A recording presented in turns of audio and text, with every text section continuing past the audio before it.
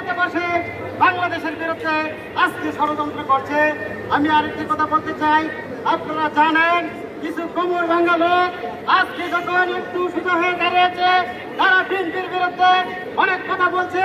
তারা কিন্তু অতীতে কোনোদিন মাজা উঠে দাঁড়াতে পারে নাই, আজকে তারা বড় বড় কথা বলছে। আমি তাদেরকে হুঁশিয়ার করে দিতে চাই, আপনারা জানেন বিএনপি জনগণের দল, বিএনপি জনগণের উন্নয়নের কাজ করে।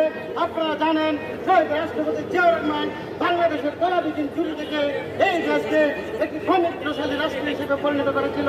তাই আমরা আজকে হুঁশিয়ার করে দিতে বলতে চাই, আজকে যারা আওয়ামী লীগ দোষরকে যারা মাফ করে দিতে চায় তাদেরকে হুঁশিয়ার করে বলতে চাই, আপনারা জানেন 1400 লোককে হত্যা করা হয়েছে, কোনো ক্রিমিনাল অফেন্সকে মাফ করা যায় না।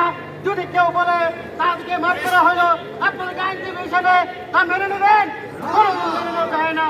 তাই আমি হুঁশিয়ার করে দিতে বলতে চাই, আপনারা কাউকে মাফ করার অধিকার রাখেন না।